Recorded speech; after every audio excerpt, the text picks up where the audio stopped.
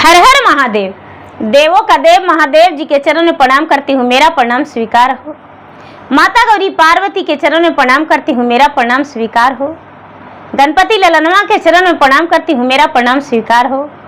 सब गुरु भैया बहना के चरण में प्रणाम करती हूँ, मेरा प्रणाम स्वीकार हो। माता और पिताजी के चरण में प्रणाम करती हूँ, मेरा प्रणाम स्वीकार हो। अपने से बड़े को चरण में प्रणाम करती हूँ, छोटे को प्यार भरा आशीर्वाद देती हूँ, जो कि मेरा प्यार भरा आशीर्वाद सभी को कन कन में लग जाए। धरती पर बैठे धरती माता के प्रणाम करती हूँ, मेरा प्रणाम स्वीकार हो। गुरु भाई बहना, मैं एक रक्षा बंधन की कथा सुनाने जा रही हूँ। इस कथा को सुनने से आपका जीवन में खुशियाँ ही खुशियाँ आएगा और कभी भी आपका जीवन में दुख नहीं आएगा, यदि इस कथा को अच्छा से समझ लेंगे तब। भाई बहन का प्यार क्या होता है, भाई अपने बहन के लिए क्या चाहते हैं और बहन भैया के लिए क्या चाहती है। तो प्रेम से बोलिए शंकर भगवान की जय। हर हर महादेव। गुरु भाई बहना, एक राजा थे। राजा बहुत बड़े महर्षि थे, बहुत विद्वान राजा थे, माननीय राजा थे। उनके पास धन का कोई कमी नहीं था, अन्न धन से भरा भंडार था। लेकिन राजा साहब एक भाई एक बहन थे। होनी और अनहोनी कोई नहीं जानता है दीदी, समय क्या करवा देता है कोई पता नहीं। बहन जो थी बिल्कुल गरीब घराने में थी, एकदम बहन का खाने का भी ठिकाना नहीं था। लेकिन भाई बहुत अमीर थे, उनके राज भी बड़ा था, राजमहल बड़ा था, उनके पास धन संपत्ति का कोई कमी नहीं था। एक गुरु भाई बहना, सावन का महीना था। राजा साहब के जो माता पिता थे बुजुर्ग थे, अब वो दोनों बिस्तर पर पड़ चुके थे। उनका सख्त सेवा की जरूरत था। जो रानी है और दूर से अपने सास ससुर के लिए रोटियां फेंक देती है, ए बुड्ढा खाना खा लो, यदि नहीं खाओगे तो दिन भर भूखा रह जाओगे। और थाली को पलंग से नीचे कर देना, दूसरा थाली फिर कर देंगे। थाली क्या मिलता था? मिट्टी का ढकनी। राजा होते हुए रानी कहती है कि अरे इस बुड्ढा को जूठा मैं कैसे छूऊंगा, और नौकर लोग से उसे फेंकवा दिया करते थे रोज। उनका चलने फिरने से असमर्थ थे। सावन का महीना था, पूर्णिमा आने वाला था। पूर्णिमा आने में देर नहीं था। रानी सोचती है कि हे भगवान, यदि 2-4 महीने के लिए घर से निकल जाएंगे तो मुझे अपना पति के माता पिता को सेवा करना नहीं पड़ेगा, और हो सकता है कि मैं तीर्थ यात्रा के बहाने निकलूं, तब तक इन लोग दोनों अन्न के बिना अपना प्राण त्याग देंगे और हम लोग अपना तीर्थ यात्रा करके घूम घाम के आएंगे। तब तक तो शायद इनका हड्डियां का भी ठिकाना नहीं रहेगा। और रक्षाबंधन का दिन आ रहा है, इनका गरीब बहन आएगी और मेरे पति जो हैं एक छोटा सा कलाई में सूता बांध देगी वो, और सूता बांध के और पता न कितना धन वो लूट लेगी। साड़ियां उसे देना पड़ेगा, नेक देना पड़ेगा। जाते वक्त तो मेरे पति कैसा है, जहां तक के चावल दाल भी ये देकर चलाते हैं, और ऐसा हम होने नहीं देंगे। मुझे कुछ तो अच्छा सा सोचना पड़ेगा। एक गुरु भाई बहना, रानी का मन में कूड़ा कचड़ा भर गया। उसका दिमाग में लगने लगा कि अब मैं क्या करूं, अब तो कुछ ना कुछ हमें सोचना पड़ेगा। मन में सोचने लगी कि चलो घर से निकल जाएंगे। रक्षाबंधन में 4 दिन बाकी था। अपना पति से कहती है कि हे स्वामीनाथ, क्या आप मेरा एक विश पूरा करेंगे?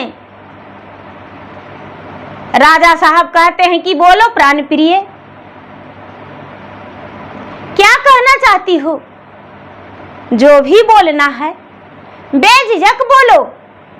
यदि तुम मुझसे नहीं अपनी दिल की बात बताओगी तो भला मेरे प्राण प्रिय किससे बताएगी? रानी हंसकर राजा के बगल में बैठ जाती है और बैठ के कहती है कि महाराज क्या मौसम है? राजा कहते हैं कि सुबह सुबह का सुहाना मौसम है।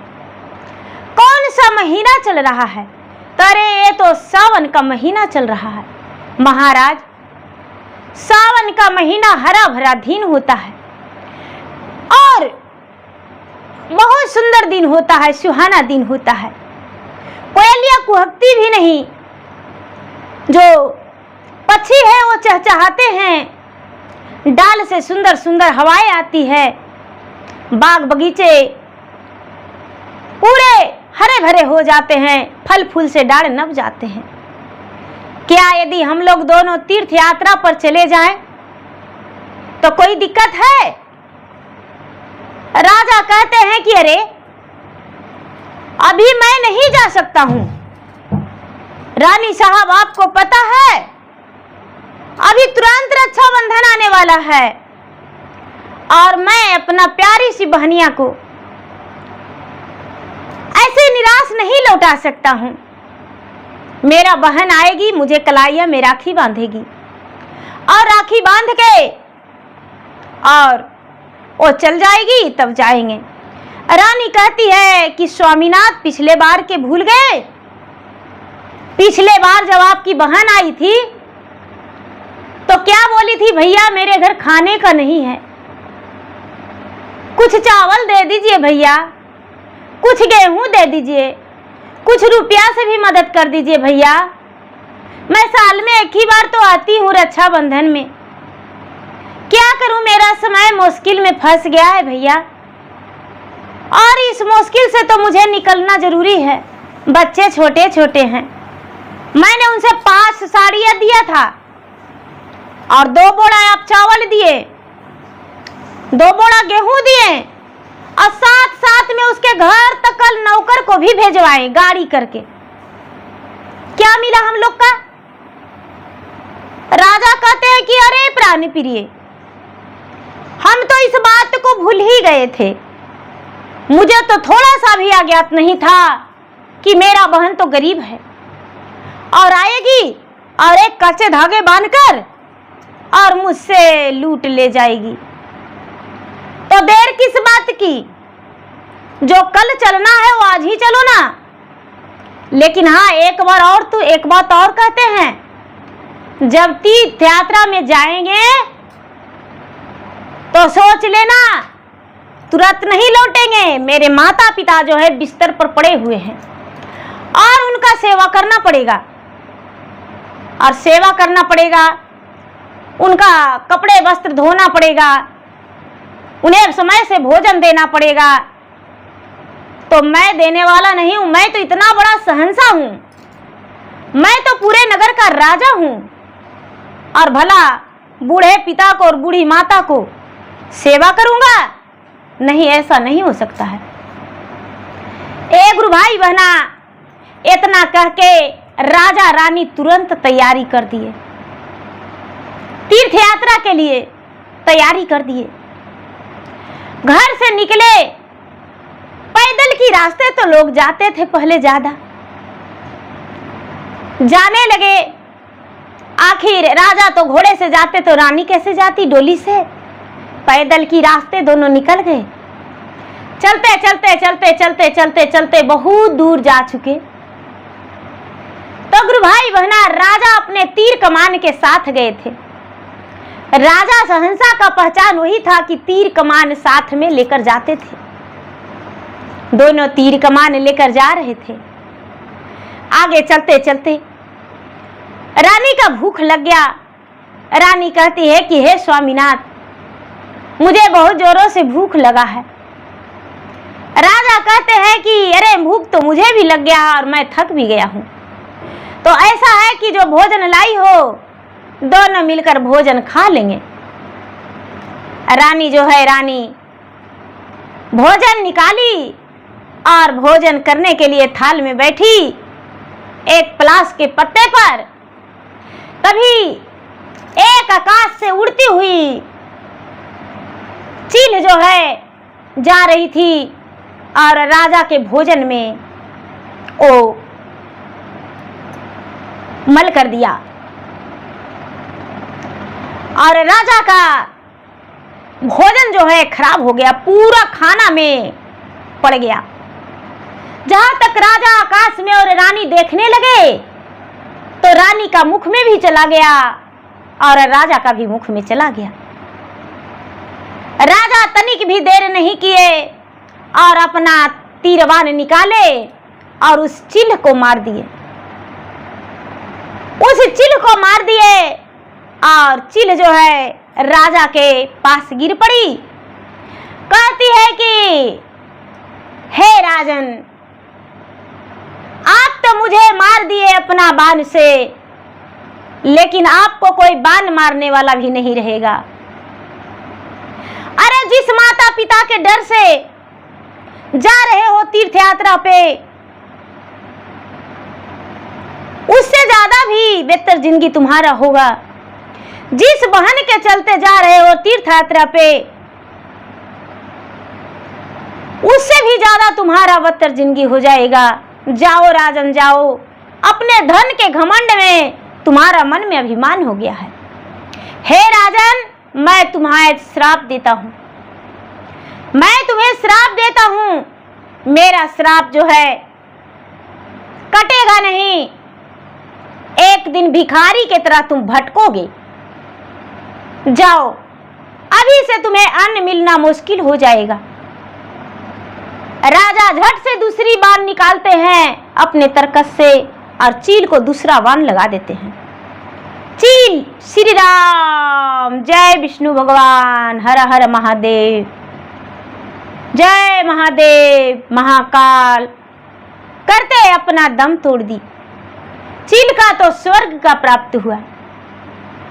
राजा वहां से चलने लगे।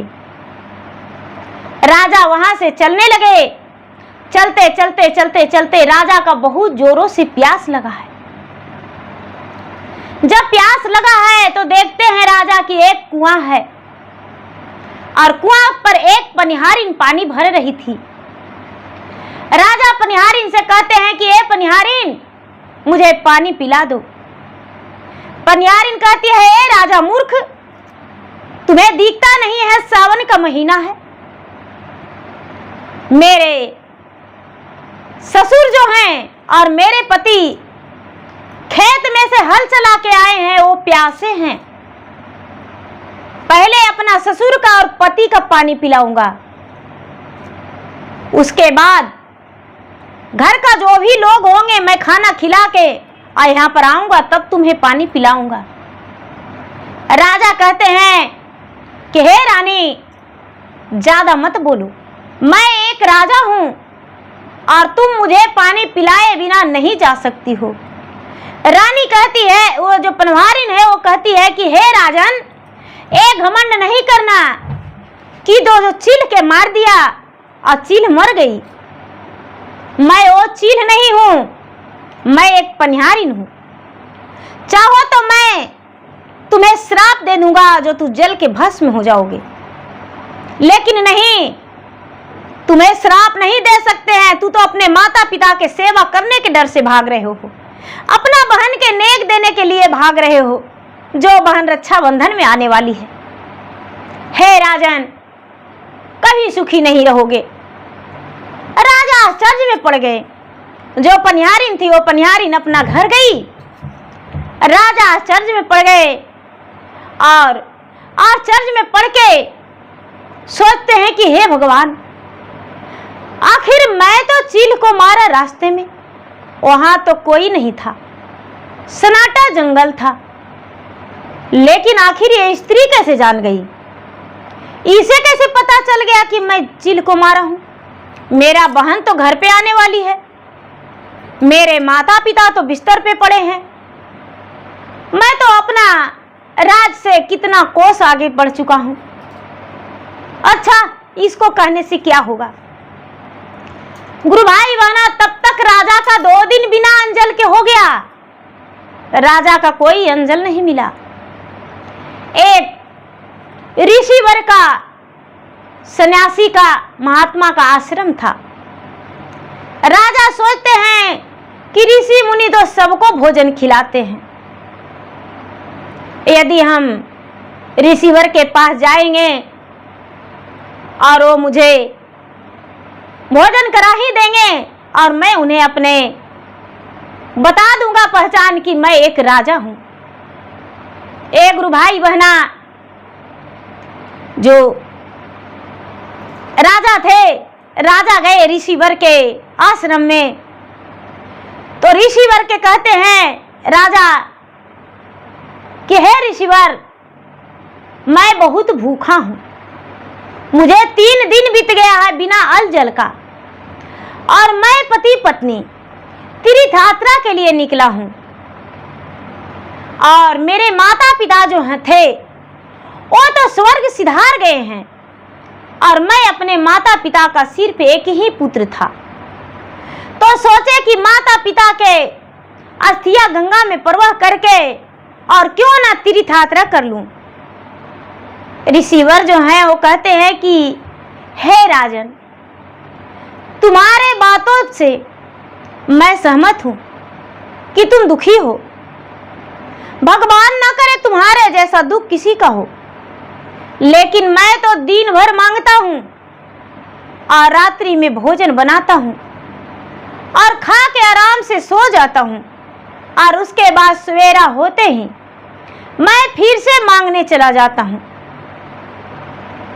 मेरे पास बना हुआ भी भोजन नहीं है, और नहीं तो कच्चा भोजन भी है जो मैं तुम्हें बना के दे सकता हूं। क्षमा करना राजन।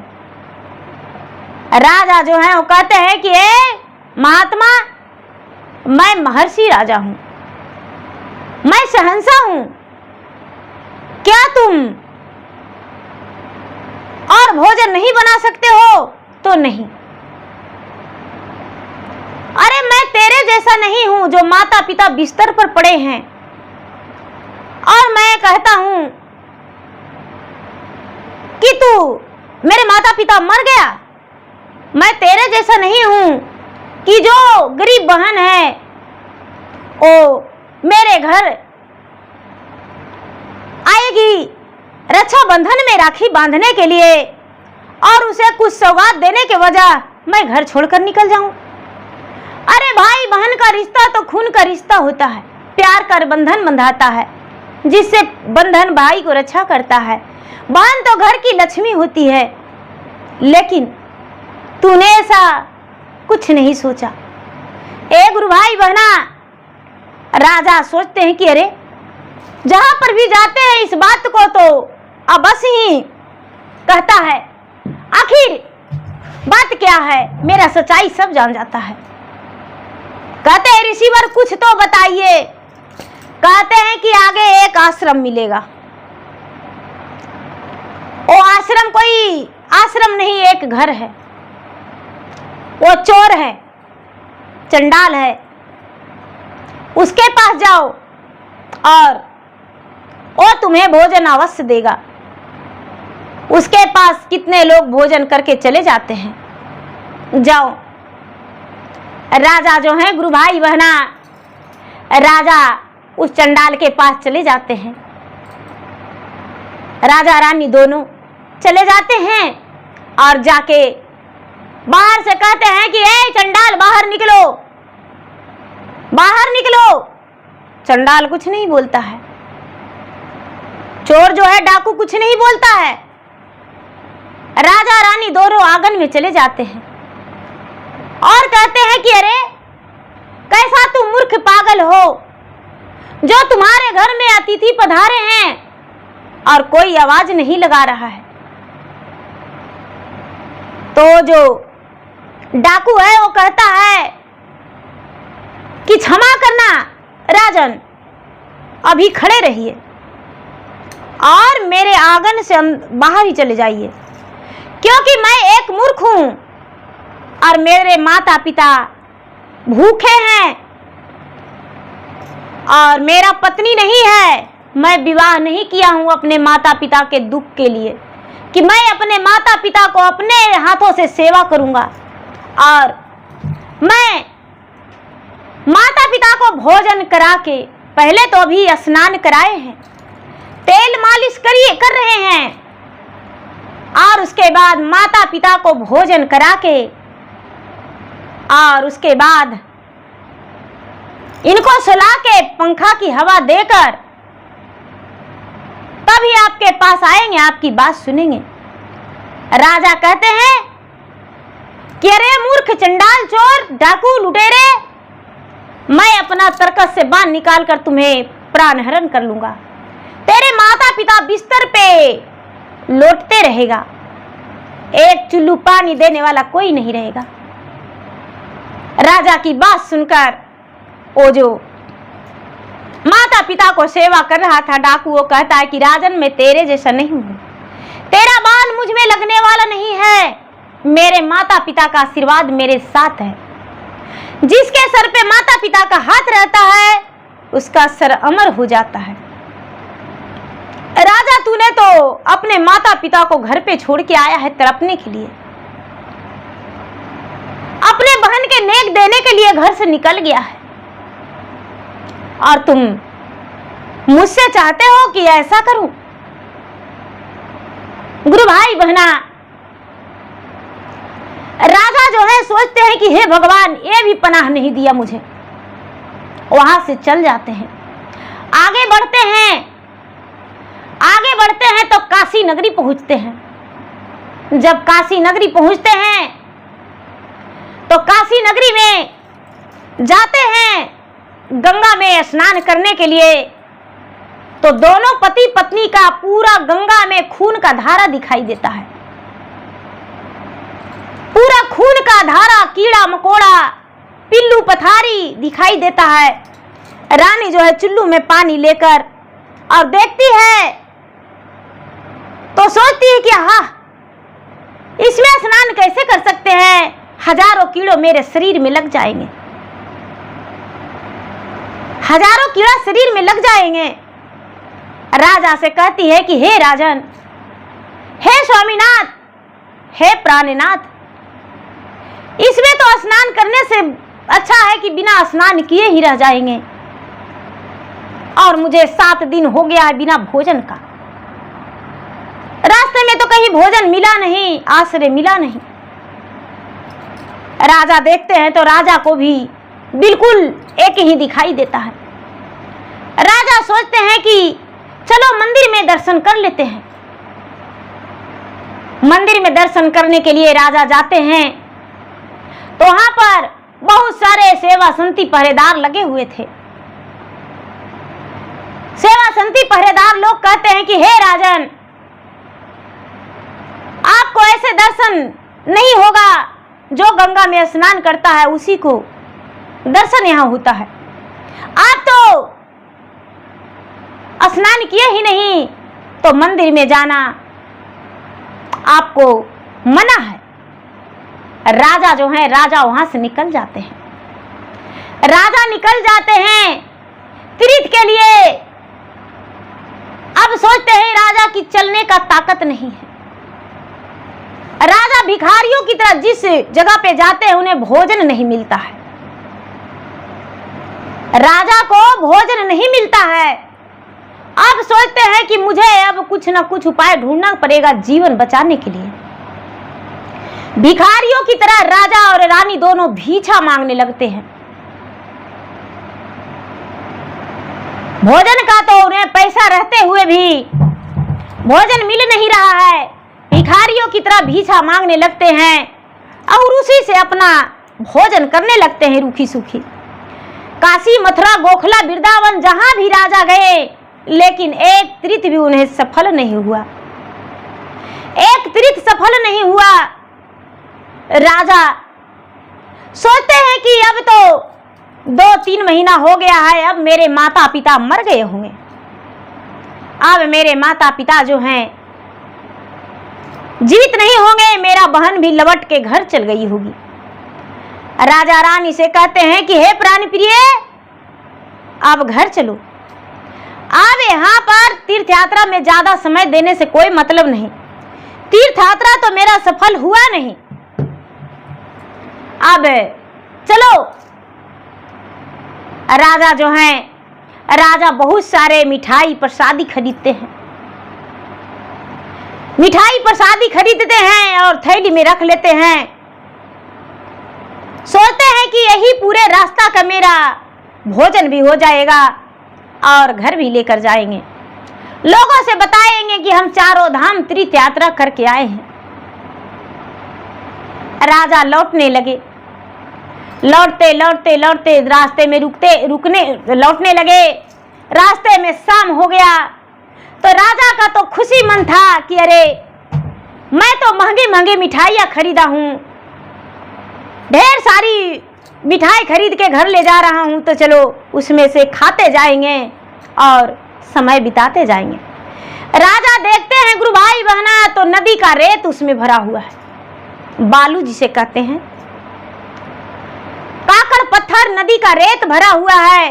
राजा रानी दोनों देखकर उदास हो जाते हैं, अरे मेरे जीवन में क्या हो गया, हे भगवान ऐसा कैसे हो सकता है, आखिर मेरा भाग्य में है क्या, ऐसे कैसे हो सकता है। राजा या भूखे प्यासे पेड़ का पतैया फल फूल तोड़ के खाते चबाते घर लौटे। गुरु भाई बहना, अब यहाँ से थोड़ा सा आगे की रास्ता दिखाते, उसके बाद राजा के बारे में बताएंगे। गुरु भाई बहना, राजा रानी तो तीर्थ पे चले गए थे, लेकिन राजा की बहन जो प्यारी थी अपने भाई के राखी बांधने के लिए पूर्णिमा से एक दिन पहुंची, तो उसे पता चला कि अरे मेरे भैया तो घर पे नहीं हैं, माता पिता बिस्तर पे पड़े हैं। मालूम चला कि अरे मेरे भैया और भाभी 4-6 महीना के लिए तीर्थ यात्रा पर निकले हैं। तो अच्छा ऐसा करती हूँ कि अपने माता पिता को अपने साथ लिवा ले जाएंगे अपना घर और माता पिता को सेवा करेंगे, माता पिता को सेवा करेंगे और मेरे पास माता पिता रहेंगे। इससे ज्यादा हम क्या कर सकते हैं। ऐसे तो भैया एक बार भी मुझे नहीं बताए, बता देते तो माता पिता को तो पहले ही ले जाते। लेकिन कोई बात नहीं, रात में बहन भोजन बनाई, अपने माता पिता को अच्छा से भोजन करवाई और भोजन करवा के रानी जो थी घर में सांझ बाती घमंड के कारण नहीं दिया करती थी। रानी जो थी कभी सांझ बाती कोई देवता देवी का पूजा पाठ नहीं करती थी। बहन आई तो बहन तो उसका नाम लक्ष्मी था। लक्ष्मी क्या की कि सांझ बाती घी का कपूर का पूरा घर में संझौती दे दी और पूरा घर में सांझ बाती दे के और सुबह हुआ तो पूर्णिमा के दिन पूरा देवी देवता को पूजा पाठ की और उसके बाद अपने माता पिता से कहती है कि पिताजी माताजी आप तैयार हो जाइए और मेरे साथ चलिए, मैं अपना घर आप लोगों का ले जाऊंगा। गुरु भाई बहना क्या करती है, जो बहन है वो बहन अपने माता पिता को ले जाने लगती है। तो घर में जो लक्ष्मी माता थे वो दरवाजा टेक लेते हैं और कहते हैं कि हे पुत्री, इस घर में रहते रहते मैं थक गया हूं, यदि तू कहो तो मैं तुम्हारे साथ चलने को लिए तैयार हूं। पुत्री, हम इस घर में अब नहीं रहेंगे, क्या तू अपना घर में जगह दोगी मुझे? जो लक्ष्मी है वो कहती है कि माता मेरा आंचल पे आपका स्वीकार है, मेरे आंचल में बैठ जाइए और खुशी खुशी कमलधारिणी मैं अपने घर में आपका जगह अवश्य दूंगी, कौन कौन मैं बसेड़ दूंगा। माता आप मेरे घर चलिए। जो लक्ष्मी माता है, लक्ष्मी को कहते हैं कि चलिए माता। जो दिया है रोशनी, वो कहती है कि अरे लक्ष्मी तू जा रही हो तो क्या मुझे इस नरक में छोड़ के जाओगी जो महीनों में एक दिन हम नहीं जलते हैं? मुझे भी लेकर चलो, प्रतिदिन दीपक अपने घर में जलाना, तुम्हारा घर में हम रोशनी बनाकर रहेंगे। दीपक जो है, दीपक भी लक्ष्मी के साथ चले गए। गुरु भाई बहना सूप बढ़नी, वो लोग कहते हैं कि अरे तुम जा रही हो तो मुझे छोड़कर कहां जाओगी, मैं भी तुम्हारे साथ चलूंगा और मुझे भी साथ लेकर चलो। गुरु भाई बहना जितना जो घर के थे देवी देवता, सूप बढ़नी दिया बर्तन बर्तन सब कहते हैं कि हम यहाँ पर अब नहीं रहेंगे। अरे राजा रानी तो घमंड में चूर रहता था, कभी देवता देवी अपना हाथ से किया नहीं, कभी पूजा पाठ किया नहीं, कभी सांझ बाती जलाया नहीं, और हम यहाँ पर रह के क्या करेंगे। और तुम जो हो ससुराल बस गई तो तुम्हारे साथ चलेंगे। माता पिता जो हैं वो तो बिस्तर पर अब गिर गए और उसे भी तुम ले जा रही हो, तो इन्हीं के साथ साथ हम सब चलेंगे। जो बहन लक्ष्मी थी गुरु भाई बहना, वो सबको साथ में अपना आंचल में गांठ लगा लेती है, अपना आंचल में गांठ लगा लेती है कि हम सबको ले चलने को लिए तैयार हैं। आंचल में गांठ लगा के गुरु भाई बहना आंचल में गांठ लगा के ले चलने के लिए तैयार हैं और सबके लेकर साथ में अपना घर चली गई। अपने माता पिता को घर के अंदर ले गई। लक्ष्मी घर के अंदर गई और उसका घर जो था बिल्कुल एकदम स्वर्ग बन गया। तुरंत लक्ष्मी माता चारों कोन में प्रवेश कर गए। जो यहाँ जितना बर्तन था वो सब टूट फूट गया, काला हो गया, सोना चांदी सब लोहा पीतल में बदल गया, सूप बढ़नी सब यहाँ टूट फट गया और सब लक्ष्मी के घर चला गया। लक्ष्मी जो थी, लक्ष्मी एकदम औरों से और पूरा उसके घर तल्ला दुतल्ला बन गया। अब उसके घर में कोई कमी नहीं, नौकर चाकर उनके घर में लग गए। लक्ष्मी क्या करती, सुबह उठती और सुबह उठ के पूरे घर में झाड़ू पोछा लगा के और साँझ मात जो घर में देवी देवता का पूजा करती, धूप दीप जलाती, सांझ बाती दिखाती। अब लक्ष्मी माता उसके घर में खुश रहने लगे। शंकर भगवान भोलेनाथ खुश रहने लगे। सभी देवी देवता एकदम प्रकट होकर उसके घर में विराजमान हो गए। विष्णु भगवान विराजमान हो गए। जहाँ लक्ष्मी का प्रवेश रहेगा तो विष्णु भगवान कैसे अलग रहेंगे, विष्णु भगवान भी वहाँ विराजमान हो गए। गुरु भाई बहना अब लक्ष्मी का कोई दुख नहीं, माता पिता को सेवा पूरा करने लगी। राजा जब घर के अंदर गए गुरु भाई बहना तो उसके घर में एक नौकर चाकर एक दाय दासिया नहीं थे, माता पिता भी बिस्तर पे नहीं थे, माता पिता भी बिस्तर पे नहीं थे। रानी कहती है कि स्वामीनाथ लगता है कि आपके माता पिता मेरे कहने के अनुसार इस दुनिया से चल बसे। शायद गांव वाला नौकर चाकर ने उन्हें जला दिया होगा, क्रियाकर्मठ कर दिया होगा। जब घर के अंदर जाती है गुरु भाई बहना तो धन संपत्ति कुछ उसके घर में नहीं रहते हैं। एक मकान दीवार खड़ा था, उसके अलावा सोना चांदी धन संपत्ति रुपया पैसा सब हाहाकार चला गया था। राजा देखते हैं अपना संदूक खोल के तो उसमें रुपया पैसा कागज के टुकड़ों में पड़ा था। रानी देखती है अपना सोना चांदी कपड़ा तो देखती है कि कपड़ा में तो जाला लगा हुआ है, जो सोना चांदी है वो लोहा पीतल में बदल गया है। घर में जितना बर्तन बर्तन था सब टूट फूट गया है।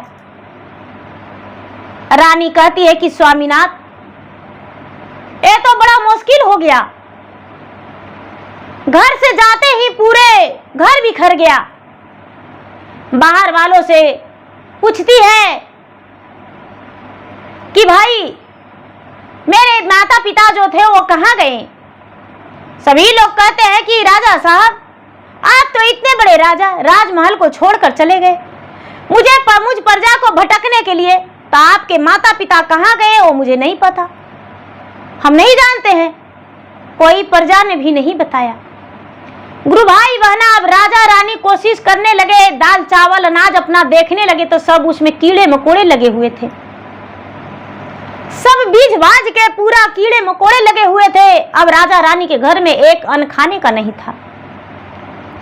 राजा रानी सोचते हैं कि हे भगवान अब क्या करूं, अब तो मेरे पास कोई उपाय नहीं है, अब कोई उपाय नहीं है। राजा रानी घर बगल में पैसा लाने गए तो राजा रानी से कहते हैं कि नहीं राजा साहब, मेरे घर उतना अन्न नहीं जो मैं आपको पैसा दे सकूं। राजा रानी को गांव में कोई पैसा भी नहीं दिया। राजा रानी सोचते हैं कि देश चोरी प्रदेश भीख बराबर है, अब क्यों ना अपने नगर छोड़कर चल दूं। राजा रानी दोनों नगर छोड़कर और निकल दिए। नगर छोड़कर निकल दिए तो राजा रानी सोचते हैं कि हे भगवान मुझे तो कोई काम करना आता ही नहीं है कि जो वो काम भी करके और अपना गुजर बसर कर ले। एक ही उपाय है रानी कि फटी पुरान आप भी पहन लीजिए और फटी पुरान मैं भी पहन लूंगा, और दरवाजे दरवाजे भीख मांग के मैं जोगी आप जोगन, मैं जोगी आप जोगन। राजा एक सरंगी ले लिए और रानी एक कटोरा। दोनों जोगी और जोगन का भेष धर के मांगते खाते इधर उधर अपना भटकने लगे। इधर उधर भटकते भटकते भटकते एक दिन राजा, जिस दिन रक्षाबंधन का दिन था, उस दिन राजा बहन के द्वार पर पहुंच गए। भूल से राजा का ध्यान नहीं था, राजा तो मांगने खाने में बस उतना ही भूल रहे थे। राजा अपने बहन के घर पे जाके और सरंगी बजाने लगे। सरंगी बजाते हैं, उनका सरंगी की आवाज से निकलता है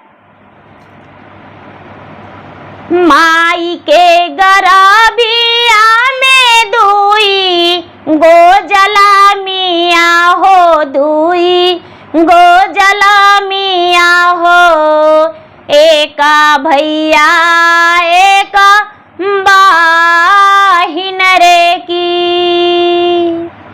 जालदी से निकला बहिनी घरा से बहारी आयर, घरा से बहारिया हो, आई गईली भैया तोरी भिखारी अरे की। गुरु भाई बहना, बहन जो है उस समय रसोई बनाते रहती है, कानों में सुमरन गया। देखिए भगवान का लीला, भगवान का माया, कानों में उसका सुमरन गया कि अरे ये आवाज मेरा भैया का है।